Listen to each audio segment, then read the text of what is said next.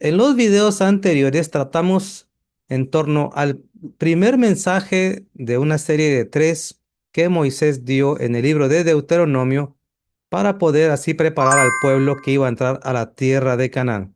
Hoy le daremos continuidad a este tema que sin duda también nos será de grande bendición.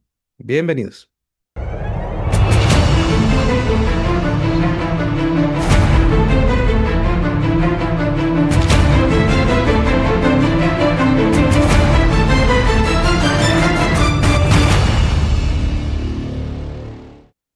En el capítulo número 4, como nos quedamos en aquella ocasión, dice lo siguiente en el versículo número 2.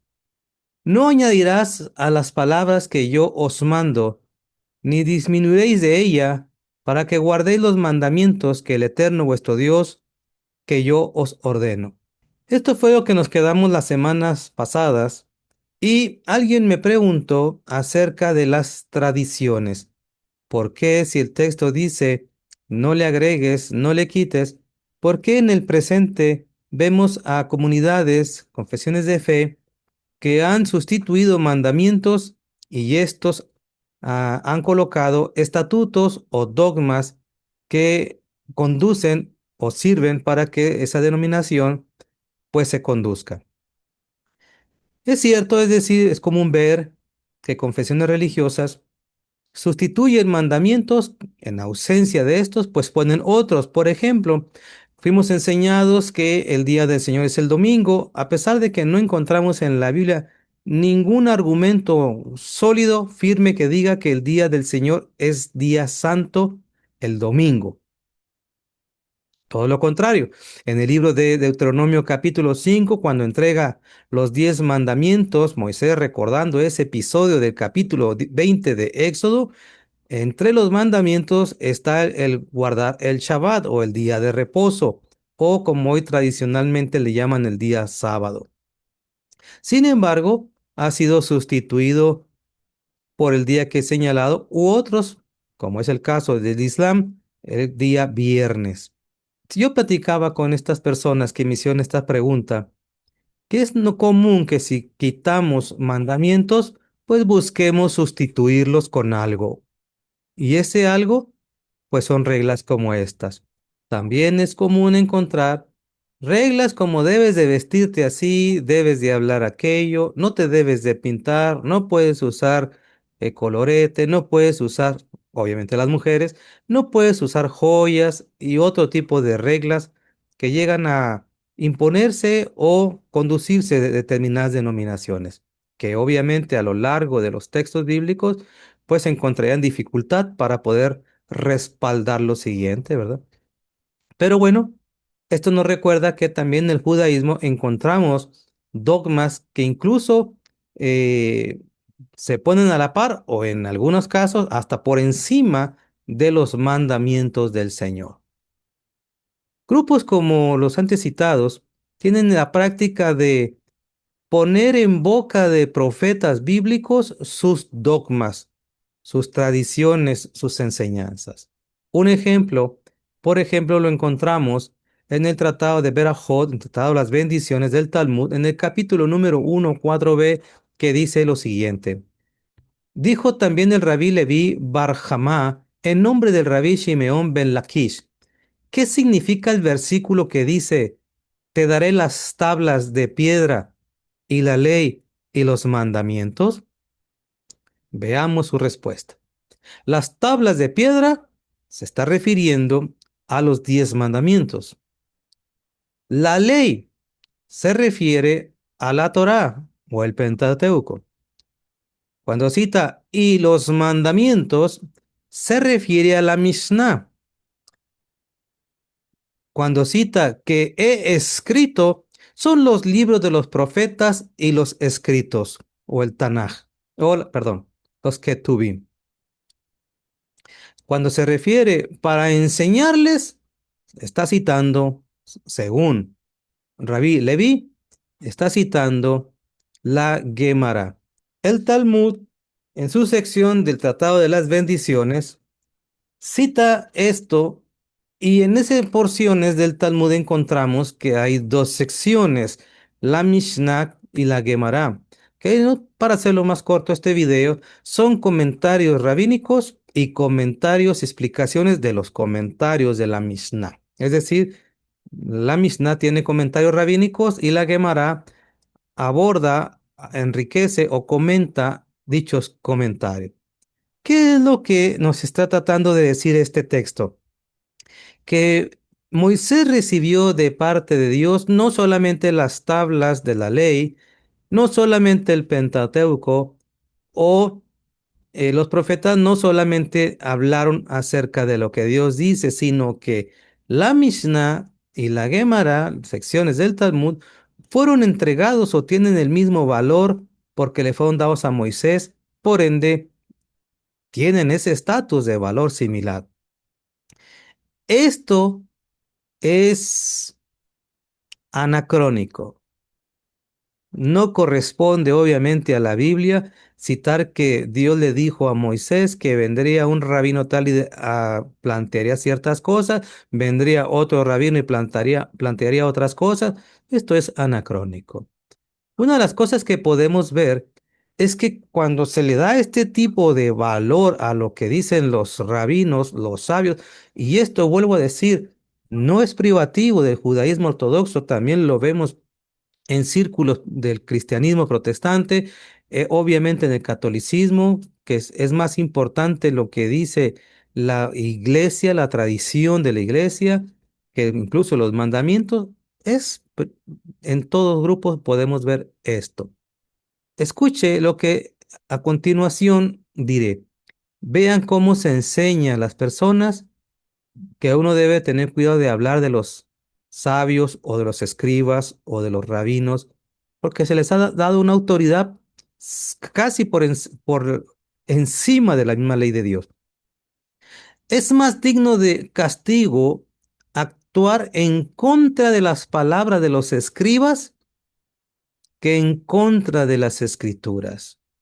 Este tipo de planteamientos son enseñados para que la persona no esté en condiciones de manifestar una inconformidad a una enseñanza rabínica o de un sabio decir es que esto se sale del contexto bíblico.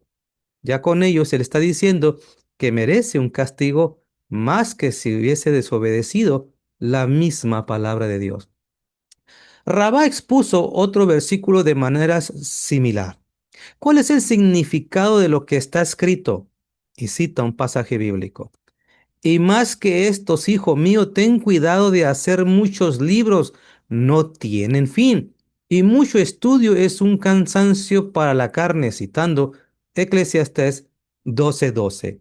Hijo mío, vea la explicación.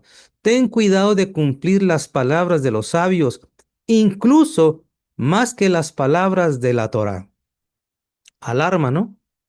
Vea nada más el valor. Lo que dicen los sabios, más respeto y cuidado que lo que dice la palabra. Continúo. Porque las palabras de la Torá incluyen mandamientos positivos y negativos, y aun en lo que respecta a los mandamientos negativos, la violación de muchos de ellos solo se castiga con látigos o a latigazos, mientras que respecto a las palabras de los sabios, cualquiera que transgrediera la palabra de los sabios es susceptible de recibir la pena de muerte, como se dice, el que hiciere hoyo caerá en él, y el que aportillare vallado le morderá la serpiente, citando Eclesiastés 18. Tomando vallados para referirse metafóricamente a decretos, es decir, que Rabat señala que cuando se cita decretos se está hablando de los comentarios de los sabios y por ende hablar en contra de ellos es pena de muerte. No así la desobediencia a la palabra de Dios.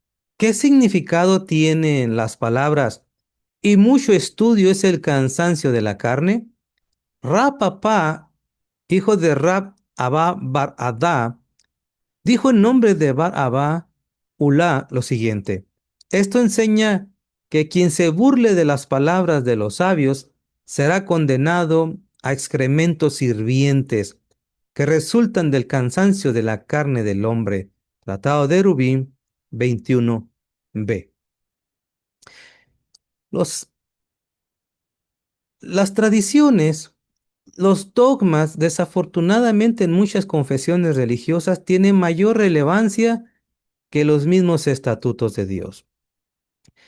Y se enseña a omitir, practicar lo que está escrito y se sustituye por otras cosas o se ignora simplemente. ¿Cuántas veces no fuimos enseñados en torno a que ya no importa lo que comamos porque al fin y al cabo ya la ley pasó? Y entonces la dieta alimenticia que describe el libro de Levítico no tiene ninguna relevancia. Y se puede comer puerco, camarón, entre otras cosas que están señaladas como restringidas para un creyente y pueden ya comer lo que quieran. A veces citando, Pedro comió, aunque el texto en Hechos 10 jamás dice tal cosa. Además, que las escrituras siempre nos dicen que Dios es inmutable y que su palabra es eterna. ¿Qué tal si escucháramos enseñanzas como la siguiente? ¿Qué diría usted? Cito, cualquiera que le enseñe el Pentateuco a su hija, le está enseñando la promiscuidad. ¿Sí? A lo mejor usted que me está escuchando puede decir, pero qué locura es esa. De hecho, está en el Tratado de Sotá 21b1. Es un comentario rabínico. Pero vuelvo a decir, esto lo vemos en muchas religiones. Unas sanciones o unas restricciones que ni siquiera la Biblia se mete en eso y sin embargo le damos la autoridad como Dios me la reveló. Dios me dijo. El Señor me reveló que le dijera a esta comunidad y sueltan una información carente de valor escritural o valor bíblico. En una ocasión, los rabinos discutieron si era permisible entrar a un sanitario utilizando lo que se le conoce como las filacterías. Escuche, enseñaron los rabí, cuando uno tiene que hacer las necesidades fisiológicas, no debe de ponerse a orar. Si ora, su rezo es abominable. Cito otra parte. Enseñaron los rabís, el que va a un retrete tiene que sacarse bien las filacterías, dejarlas a una distancia de 4 codos por un promedio de unos 80 metros, 2 metros del retrete y cuando salga va y las toma. Si no lo haces, estás haciendo algo que es indebido. Con el tiempo dice, hubo un hombre que hizo eso. Los rabís dicen que no puedo entrar con las filacterías al baño, pues lo voy a dejar afuera a una distancia. Y dice que una mujer prostituta los toma y empezó a levantar un falso. Miren con qué me pagó un hombre santo. Ese hombre religioso, ese hombre temeroso de Dios, se sintió tan oprimido que señala en el pasaje del Tratado de Berajot, capítulo 3 versículo 23 a que se suicidó o este hombre se arrojó y perdió su vida. Así es que hubo un nuevo decreto. Si se permite entrar, ahora sí, como podríamos decir hoy en día, ahora Dios nos reveló que el nuevo reglamento es este. En otras palabras, el anterior carece de autoridad. En los comentarios rabínicos encontramos muchas disertaciones, unos diciendo que el blanco es blanco y otros diciendo que el blanco es negro, por decirlo. Y ambos decían que tenían razón en sus comentarios. Con el tiempo se hicieron una pregunta, pues ¿quién tuvo la razón? Escuche. Rabí Abba dijo en nombre de Shemuel, durante 3 años la casa de Shammai y la casa de Gilel estuvieron divididas. Cada una dijo, la ley está de acuerdo con nosotros. Hago una pausa. La casa de Gilel, la casa de Shammai Para que lo pueda quizá comprender, son escuelas interpretativas, cada quien con su punto de vista, y ambas diciendo que tenían razón en sus planteamientos. Pero uno decía una cosa, uno de esos debates, por ejemplo, es la siguiente. ¿Cómo ponemos nosotros la mezuzá en la puerta? ¿La ponemos vertical o la ponemos horizontal? Unos decían de una manera, otros decían de otra manera. ¿Quién tiene la razón? Obviamente para uno decía, el que dice vertical es así porque así Dios lo establece. La otra escuela decía lo contrario. No, no, no. Es así. ¿Por qué? Porque Dios así lo dice. Con el tiempo, estos comentarios uno contra el otro, se le dio una solución. Y lo cito. Después una voz vino del cielo y dijo, ambas, la casa de Shammah y la casa de Gilel, las unas y las otras son palabras del Dios vivo. Estoy citando el Talmud babilónico Erubim 13b. ¿Cómo lo arreglamos? Pues bueno, ya Dios dijo que las dos. Pero ¿quién tiene la razón? Las dos. Pero si estaban en oposición, las dos. Vea cómo se arreglan las tradiciones. Rabí Yehoshua ben Leví cita, los que hablan mal de los eruditos detrás de sus féretros son arrojados a infierno, como dice lo escrito. Mas a los que se apartan tras sus perversidades, el Señor los llevará con los que hacen iniquidad. Hablas más, hablas mal de un erudito, un maestro, un sabio, un rabino, un pastor o un sacerdote. Vean cómo se pueden implementar sanciones, ¿no? Es estar hablando mal y te vacía un infierno. El judaísmo caraíta tiene un precepto muy interesante o un consejo muy interesante. Cito, aquel que se apoya en cualquiera de los maestros del exilio sin investigación personal es como si hubiese cometido idolatría. ¿Cuántas veces no pasa que defendemos lo que dice el pastor, lo que dice el sacerdote, lo que dice el rabino, a pesar de que es obvio que no dice eso el texto bíblico o no lo respalda? Pero como él lo dice y ese está inspirado por Dios o creemos, porque así se nos enseñó que son personas entregadas a Dios, no puedo yo cuestionar tal enseñanza. ¿Cuánta razón encontramos en el capítulo número 15 de Mateo? Escuche lo que dice a partir del versículo número 1. Y cito, entonces se acercaron a Jesús ciertos escribas y fariseos de Jerusalén diciendo, ¿por qué tus discípulos quebrantan la tradición de los ancianos? Porque no se lavan las manos cuando comen pan. Respondió él, les dijo, ¿por qué también vosotros quebrantáis el mandamiento de Dios por vuestra tradición? Hagamos una pausa. En el presente, comunidades ortodoxas judías, al ponerse de pie de su cama, lo primero que van es a un recipiente que tiene agua y lavarse las manos porque no permite la religión hacer lo opuesto. Tienes que lavarte las manos. ¿Tiene algo de malo? No tiene nada de malo. ¿Es algo bueno? Es algo bueno la higiene. Pero ponerlo como estándar de que si no lo haces ya cometiste pecado y por ende el juicio de Dios, pues eso ya dista mucho. Él pone una tradición por encima de un mandamiento, ¿no? ¿Qué es lo que hace el Señor?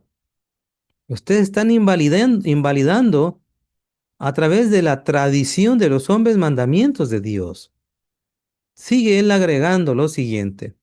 Porque Dios mandó diciendo, honra a tu padre y a tu madre, y el que maldiga al padre o a la madre, muera irremisiblemente. Pero ustedes dicen, cualquiera que diga a su padre o a su madre, es mi ofrenda a Dios todo aquello con que pudiera ayudarte, Ya no ha de honrar a su padre o a su madre. Así habéis invalidado el mandamiento de Dios por vuestra tradición. Pongamos un ejemplo. Voy a ayudar a mi papá. Aquí tengo un dinerito para que pague unos recibos. Pero se me ocurre mejor no. Mejor lo voy a hacer para Dios. Parece bueno, sí, pero uno planeó hacer las cosas por su padre, por su madre. Y luego voy y le digo eso a un padre o una madre con necesidad. ¿Cómo crees que lo verá Dios? El texto dice, ¿qué hiciste? Es importante honrar a tus padres, pero lo justificas de otra manera. Hipócritas, dice el versículo 7. Bien profetizó de ustedes Isaías cuando dice, este pueblo de labios me honra, mas su corazón está lejos de mí, pues en vano me honran, enseñando como doctrinas mandamientos de hombres. Hay comunidades que se esfuerzan y ocupan la mayor parte de su tiempo en estar transmitiendo enseñanzas de hombres más que de la palabra que está escrita. Y la sustituyen, que es en el peor de los casos, con dogmas humanos o dogmas de interpretaciones rabínicas o de pastores o sacerdotes, y con ello alejando a las personas de lo que es el conocimiento directo de lo que dice el texto bíblico. Más adelante en este mismo capítulo, pero en el versículo 14, llega a expresar el Señor lo siguiente: dejadlos, son ciegos guías de ciegos. Y si el ciego guiare al ciego, ambos caerán en el hoyo. Hace un momento compartí que cuando una persona no está de acuerdo con los eruditos o los sabios, según la tradición rabínica, esa persona que habla mal de eso, o no le hace caso a ellos, o expresa una negatividad, esa persona tiene un problema que estará siendo sancionado. En casos como el que expresé hace un momento, que dice que será condenado en excremento hirvientes. En comentarios rabínicos al personaje de Jesús de Nazaret o de Yeshua, el Mesías, se le tiene exactamente así, que está siendo castigado en excremento humano por hablar en contra de los escribas y de los fariseos o de los sabios. ¿En qué se equivocó? ¿Qué no estaba diciendo la verdad? ¿Estás cambiando los mandamientos por interpretaciones rabínicas y dogmas o leyes humanas que no tienen nada que ver? En ocasiones tengo que decirle a personas, las tradiciones no todas son malas.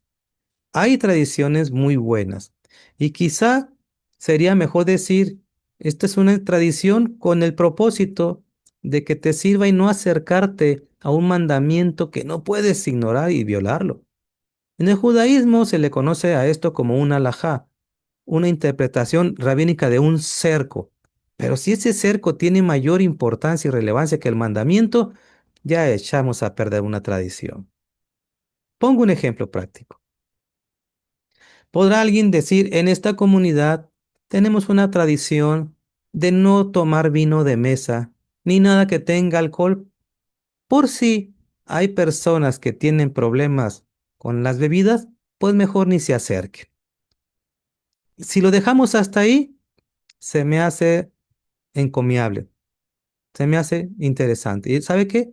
Respetable. Están diciendo, tenemos una tradición con el propósito de cuidar a esas personas. Pero ¿qué tal si nos dicen, está prohibido por Dios consumir vino? Es más, se van a ir al infierno el que consuma vino. ¿Será cierto?